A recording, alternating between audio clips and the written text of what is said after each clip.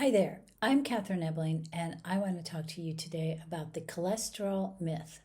For 60 years, we have been missing some vital information from this particular health issue, and I want to share that with you today.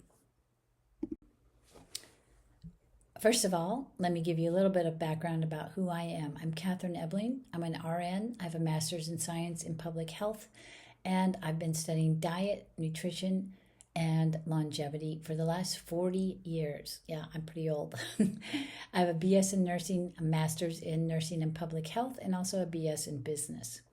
I've done clinical work in OR orthopedics, post-op orthopedics, medical, surgical, hospital patients, and I've worked in functional medicine practice.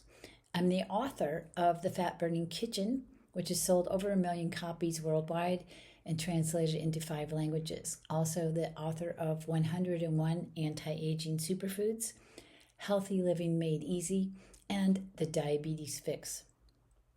I'm also the primary content creator for a very big online health and wellness website called the Nutrition Watchdog that sends out 500 million emails per month, most of which are my content. And there's a massive amount of content on their website as well at thenutritionwatchdog.com. Personally, I am mother of 3 kids, and I started bike racing at age 50 while going through menopause and going through a divorce. And I ended up becoming number 2 nationally ranked cyclist at age 55. And I give a lot of credit to my diet, nutrition, and lifestyle habits that I developed. I tested out of my nursing nutrition class, which is a semester-long class, and scored in the top 1% in the country of doctors, nurses, and other health professionals. Not to say that I'm incredibly smart, but I do know a lot about nutrition. But it also says a lot about the level of nutrition that is offered to doctors and health professionals. I got to say, the test was overwhelmingly easy. I didn't study. You can reach me at my website or my Gmail address. So what is cholesterol? It's a body compound made by our liver and also by our cells. It is vital for our existence. And it's necessary for hormones like testosterone, progesterone, estrogen, cortisol, and vitamin D. The brain is made primarily of cholesterol and saturated fat. It's vital for our brain and nerve health and function. Cholesterol is needed for neurotransmitters like serotonin and dopamine, also for our healthy cell membranes, and with that, our immune strength. So having healthy cell membranes that are made properly of cholesterol helps them breathe and fight pathogens like viruses and bacteria. When you have cell membranes made out of less healthy fats, they do not breathe, they are brittle, and they are more susceptible to getting sick. Cholesterol also helps digest and absorb fat-soluble vitamins. It's a repair substance, and it works like a Band-Aid in our blood vessels. So what do your cholesterol numbers mean? This is very subjective. One doctor will tell you something entirely different from another doctor, but I want to tell you exactly what is going on here. Total cholesterol number means very little on its own. It is a sum of all the other numbers, and as you know, when you add up several different numbers, they can be of different amounts and still equal the same thing. Your triglycerides are very important. Triglycerides talk about the fat that is circulating in your bloodstream, and that fat comes from carbohydrates and glucose. Your triglycerides signal potential heart disease. This is the first key about what's missing. And they're also a precursor to type 2 diabetes and prediabetes. So if you have very high triglycerides, you may be trending towards diabetes. High triglycerides also convert to higher LDL and VLDL, and we'll get to that in a minute. LDL It's always called the good cholesterol, but they're actually little transporters. And they transport cholesterol and triglycerides around your body. It is sent to the liver, then where it's reused or disposed of through your digestive system. LDL is called the bad cholesterol, but this is not entirely true either. LDL is made up of big, fluffy fat particles and is primarily where the fat in the food that you eat goes. But it becomes big, fluffy fat particles if it becomes anything. Smaller, dense fat particles called VLDL are the ones you really need to pay attention to. These guys are evil. They are small and can get into all those little areas in your blood vessels and can actually go through your blood vessel walls to get in between your blood vessel layers where they actually can build up. VLDL comes from your blood sugar levels. So what's the missing element from what we were told? We've been told too much saturated fat and cholesterol clogs our arteries. There's a key thing that is missing here, and without that missing element, saturated fat and cholesterol will not clog our arteries. What's the missing element? Let's talk about pathology of heart disease and what happens and what the missing element is. A higher intake, here's our clue, starchy carbs and sugar cause blood glucose to rise. This increases inflammation and oxidative stress in blood vessels. Other factors like smoking, alcohol, and stress can also contribute. The body sends in cholesterol as a band-aid for these inflamed blood vessels. This builds up over time and narrows down the blood vessels. If you could keep putting band-aids over inflammation, you get a pile up of band-aids. High levels of glucose also cause your blood to be stickier and have a higher tendency to clot. So when that happens, you've got blood vessels that are blood that is sticky and it wants to clot. So those will clot and get in those narrowed blood vessel walls where they get trapped. This is heart disease or a stroke. The combination of inflammation from glucose and then the cholesterol buildup is what causes heart disease. You have to have the high glucose and the sticky blood before the cholesterol will cause a problem. So, and it should make sense now. If you're in the health profession, you know that people with type 2 diabetes are the group that is the highest risk group for heart attacks. And it's because they have high blood sugar. Here's a picture of all this VLDL that got into the blood vessel walls, and here's your sticky red blood cells getting ready to clot and clog that up. So what about saturated fat? We've been told to stay away from saturated fat. It's evil. It's not. Most of the cholesterol from our diet comes from saturated fat, but only a small amount of it is actually absorbed unless our bodies really need it. But saturated fat and cholesterol molecules from foods we eat are actually a bigger sized molecule than the ones that our bodies create. And this is key. A high intake of saturated fat, like in a keto or carnivore diet, may slightly elevate your LDL, but it is those big fluffy particles that are not harmful. Low triglycerides and low glucose are part of what goes with a keto diet, and that's also key because you don't have that missing element causing heart disease. Higher LDL from saturated fat in diet, like I said, causes those large, fluffy, benign fat particles, if anything. It's a very small percent. The VLDL comes from high blood sugar. Remember that. VLDL comes from blood sugar. And then inflammation, which is the key to heart disease. Inflammation and blood sugar are the key to heart disease. Multiple studies show that dietary fat and cholesterol have minimal impact on your blood cholesterol levels unless you have high blood glucose.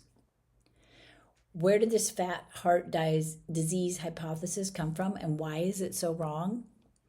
In the 50s and 60s, a scientist named Ancel Keys conducted a study on heart disease and diet. He looked at saturated fat, sugar intake, and heart disease in 22 countries. Even though the connection between sugar and heart disease became clearly evident, Ancel Keys had ties to the sugar industry and sat on the board of the sugar industry. He was persuaded by the sugar industry, which even way back then was big and powerful, and they talked him into cherry picking the data to show a connection between the saturated fat and heart disease. That means he had to take a bunch of those studies out. So the 7-country study was promoted to mainstream MDs, not 22 countries. Sugar industry also paid 2 scientists from Harvard to publish a fat and heart disease connection and publish it in the New England Journal of Medicine, which is one of the most prestigious medical journals. This information is still being pushed out by mainstream medical. The real culprit in heart disease, as we discussed, is high blood sugar and insulin resistance, and this information was known many years ago and was buried thanks to the sugar industry. So what about cholesterol levels and heart disease? In a study on total cholesterol and all-cause mortality out of 12 million people, that's a pretty good sampling group, it was found that the lowest all-cause mortality was in the group with total cholesterol of 200 to 250, which nowadays would be a big number for total cholesterol. According to multiple studies, 75%, pay attention to this, 75% of people who've had a heart attack have normal or low cholesterol levels. So they're, 150, 160, 170, below 200. As we age, we actually want cholesterol to go up, though. It's protective for our brain, for our heart, for many other things. Low cholesterol levels below 150 is associated with the highest rates of all-cause mortality. All-cause mortality. High cholesterol then is generally associated with a longer life. Saturated fat and cholesterol are actually good for you. And as I mentioned before, saturated fat contains cholesterol, which is good for your cells. It's good for your hormones. It's good for your brain and nerves. It's anti-inflammatory. It helps you with vitamin absorption. It boosts your immune function. It helps your bone strength. And this is interesting. It helps your skin cells stay plump. It aids in collagen formation, and it keeps skin cells looking younger. That is because the cell membrane of skin cells is much stronger and more resilient and more buoyant. Plastic surgeons actually claim they can tell the difference in the skin of those who consume primarily vegetable oil and those who consume saturated fats. I don't know about you, but I'm going to eat more butter. Vitamin K2 in grass-fed butter also helps to put calcium in our bones and teeth, making them stronger. Some of the top sources of saturated fats are grass-fed butter and ghee, rich in vitamin A, D, and K2, coconut oil, which contains medium-chain triglycerides that boost metabolism and brain function. Eggs and egg yolks, which are loaded with nutrients like choline and omega-3s that support liver and brain health. Egg yolks have a ton of nutrients in them in addition to healthy fats. So don't take the egg yolk apart and out of the egg, please, or send them all to me. Fatty meats provide high-quality protein and essential fatty acids that include conjugated linoleic acid, which is type of fatty acid in steak. It is extremely healthy for you and cancer preventative. One of my favorite cuts of steak is of ribeye, especially a grass-fed ribeye that's really marbled. That's good for you. Grass-fed and pasture-raised meats that are 100% grass-fed have a much better fatty acid profile than conventional meat, which is grain-fed, much more omega-3 fats. And cheeses, aged and grass-fed varieties contain vitamin K2. So let's break it down. How to prevent heart disease. Number 1, don't smoke, if I even have to say that. Avoid or reduce alcohol. Yes, alcohol is highly inflammatory to your blood vessels and your digestive system. So greatly reduce it. I'm kind of at a point where I have a drink or two a month, and that's it. You want to avoid or reduce sugar, 100%, and carbohydrates, especially grains, because grains are highly inflammatory. So if you can take out the carbs and the sugar and the grains, you're doing great. And the alcohol. Cut out processed foods, anything that has more than 4 to 5 ingredients and contains things that you don't recognize. Avoid vegetable seed oils. These have been discovered to be very inflammatory. They're highly processed with heat and chemicals. And if you want to look and see how they are processed, Google canola oil processing and watch it on YouTube. It's pretty gross. Corn oil, soy oil, canola, cottonseed, sunflower, grapeseed, safflower, peanut, sesame oils, all of those, any vegetable seed is something you want to avoid. A low sugar, low processed food diet that includes red meat, fish, pasture-raised eggs, butter, cream, cheese, nuts, veggies, and fruit is healthy for a lot of health markers across the board, not just heart disease. Include plenty of low starch, brightly colored vegetables that contain a lot of antioxidants that protect your heart and overall health. Preventing heart disease continued. Increase good HDL with exercise and healthy fats. You want your HDL, those little transporters, to be high. Monounsaturated fats like extra virgin olive oil and extra virgin avocado oil are also very anti-inflammatory and help increase HDL. These are not seed oils. They're actually considered a fruit, I believe, and they have a pit in them. So that is not considered a seed. And the oil is made from the fruit of that vegetable or fruit and not the seeds. Does that make sense? Grass-fed butter, pasture-raised eggs and poultry, wild-caught fish, and grass-fed beef contain healthier omega-3 fats and increase your HDL. Conventional meat, farm-raised fish, and chicken and eggs are raised on grain, so they contain more omega-6 fats. I do want to say, though, if you don't have access to all the grass-fed stuff and you don't want to pay extra, you're still better off eating conventionally raised food. It just has a slightly less healthy fat profile. It's not horrible.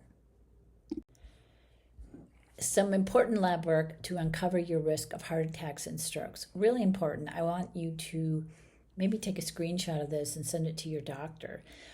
You can also get this lab work done yourself. You can do it online. You can do it, contact me, and I'll get it done for you through my Fullscript account. It's not very expensive and can save your life. Number 1, you want to check your HbA1c. That is your blood sugar over 3 months' time. You also want to check your insulin levels and make sure your body is not becoming insulin resistant. Check your triglycerides, but they will also reflect your glucose intake. So if your HbA1c is out of whack, obviously your triglycerides will probably be up.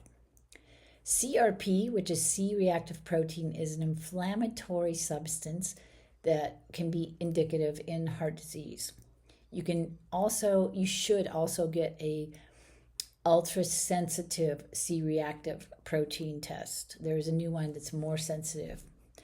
Homocysteine is another inflammatory substance you should have checked to see if you are at risk for heart disease. You want to check your VLDL, but again, that's downstream from your blood sugar. So if your VLDL is high, most likely your HbA1c is going to be high. Here's 2 other components of LDL that are good indicators of heart disease: ApoB, or apolyprotein B, and lipoprotein A. And sometimes these can be high even if your cholesterol numbers look normal, so you want to pay attention to these. And if your doctor hasn't checked any of these numbers, request them, or you can also get them done here in Loretto. Reducing these numbers, especially blood sugar and inflammation, reduces your risk of heart disease and strokes, your risk of Alzheimer's and dementia, your risk of prediabetes and type 2 diabetes, your risk of cancer, your risk of overall inflammation, your blood pressure, your body fat, and your weight. So, doing these simple things, getting carbs out of your diet, getting processed foods out of your diet, avoiding seed oils, and avoiding sugar and alcohol will help you across the board with your health and longevity. So I want to briefly talk about statins and cholesterol. I could go into this for a long time, but there's some really good books out there. One is by Dr. Aseem Malhotra that talks about statins. He's a cardiologist. There's weak evidence showing that statins actually prevent heart attacks. And if you think about it, statins lower cholesterol, but we know that that is not the culprit in heart disease anymore. It's blood sugar. Statins actually can increase your blood sugar and your risk of type 2 diabetes. So there is no sense there. People on statins also report muscle pain and weakness, and they can cause permanent muscle weakness and debilitation, especially in your legs. And if you're thinking about trying to be healthy, what's one of the number one things you can do for health and longevity? Walking. If you don't feel like it, if you're tired and have muscle pain in your legs, obviously you're not going to walk as much, and that defeats the purpose. They can also cause cognitive and mood problems that increase your chances of dementia. There are many, many anecdotal studies of people on statins who have gotten dementia shortly after being on statins. Statins also interfere with your hormone production, which is linked to depression, insomnia, fatigue, brain fog, thyroid problems, low libido, and sexual dysfunction. And even if we've been through menopause or we're older and we think our hormones are not that high, we still need to make sure that they are at their optimal levels. And if you're taking statins, they're not going to be. Statins increase a risk of a hemorrhagic stroke, which is a brain bleed and often deadly. You are better off taking something called, whoops, my slide just switched. Something called metformin. Metformin is a long-standing diabetes drug that helps to lower blood sugar. It's been around so long that you could probably ask your doctor for a script and he would give it to you in spite of the fact that you don't have diabetes. Metformin actually has a 39 to 40% reduced risk of heart disease if you're taking it. So obviously that blood sugar connection is valid. You can also get a natural supplement if you don't want to mess with getting a prescription from your doctor. That is called berberine. Berberine is a natural supplement that comes from the berberry plant, and it has a lot of health benefits. It doesn't have any of the side effects that metformin has. It will lower your blood sugar, and it helps with weight loss and reduce risk of heart disease and cancer. It's a great little supplement to take. So quickly, you want to go over age, menopause, and cholesterol. Often, cholesterol goes up after menopause. This is because there's a process here. Progesterone, one of our female hormones, supports healthy thyroid function. Now, what does your thyroid have to do with any of this? Without having hormone replacement therapy, your progesterone levels drop to near zero around menopause. Low progesterone causes lowered thyroid function because they work so well together.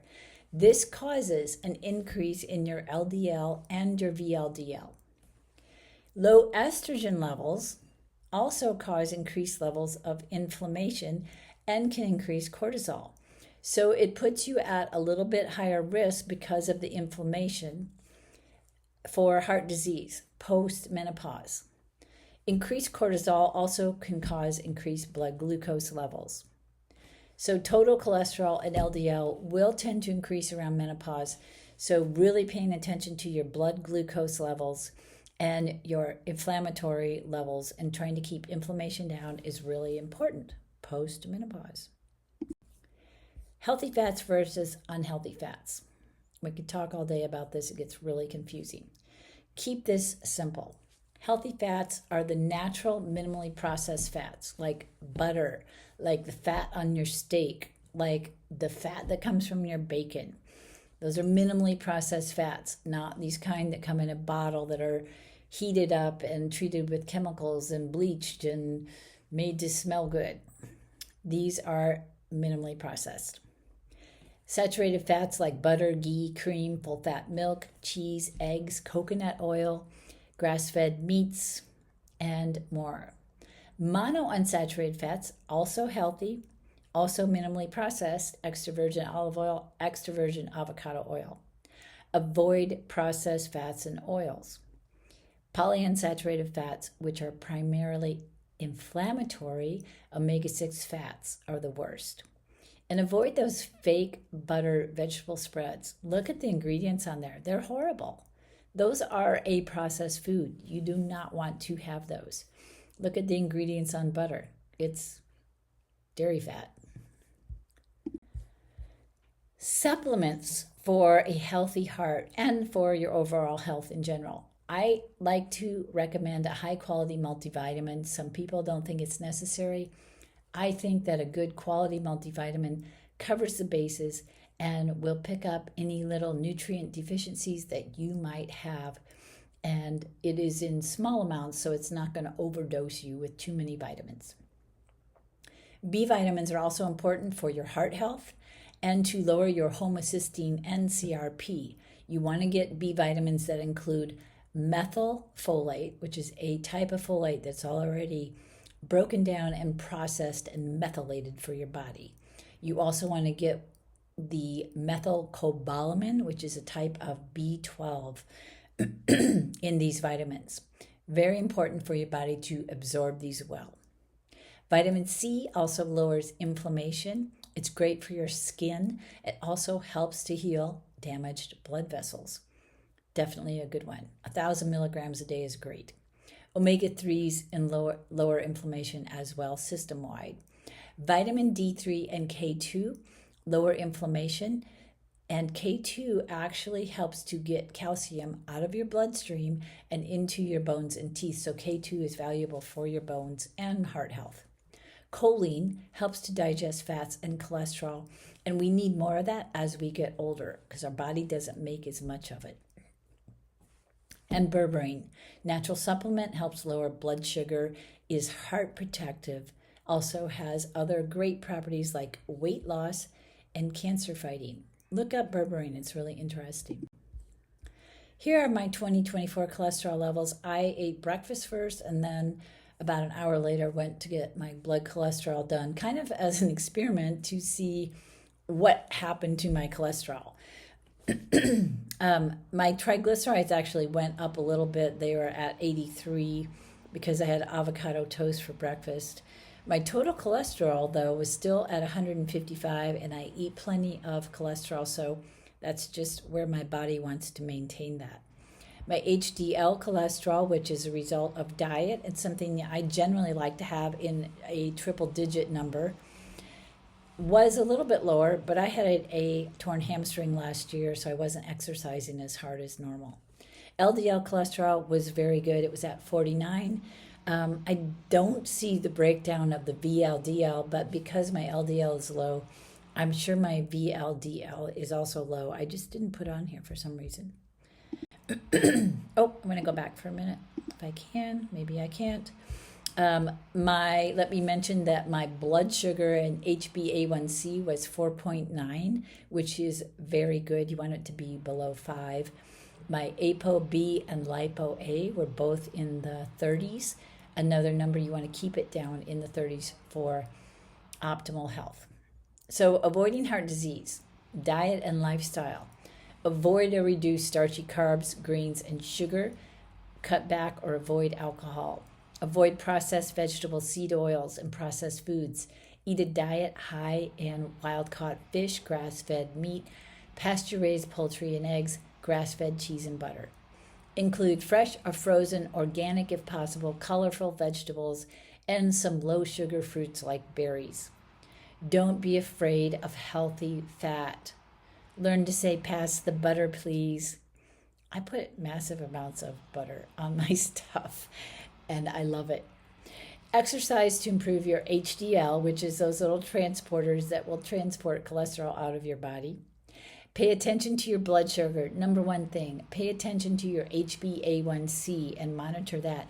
And if you really want to pay attention to blood sugar and see how your body's reacting to certain foods, I would highly recommend you get something called a continuous glucose monitor. They're little tiny things. It's a patch that goes on. It's not a needle that goes into your arm. It's a little filament so it doesn't hurt. And you wear them for about 2 weeks. You can monitor your blood sugar, and it's really interesting and really helpful because we're all a little bit different in how our body processes food. But it's really good at helping you understand and keep your blood sugar low. And they're easy to get. You can either get them as a prescription from your doctor, or you can get them online, or check with me and I'll help you. Enjoy your life. Number one thing, you want to enjoy your life. If you could follow this 80 to 90% of the time, your risk of diseases will be greatly reduced and your longevity will be long and enjoyable. And here's some references. I don't know if you want to screenshot this stuff. I'm a geek and I like to make sure there's enough references in here for people to access. If you have any questions, contact me at caebling@gmail.com. Don't forget to check on my website at catetebling.com. I've got lots of articles in there. I have written hundreds of them, so I'm still uploading lots of articles that I have written for Nutrition Watchdog. Oh, and another place to go check my articles is thenutritionwatchdog.com. There's lots of my stuff on there. Going back like 10 or 12 years, and I'd love to have you check it out. Feel free to contact me if you have any questions. Take care.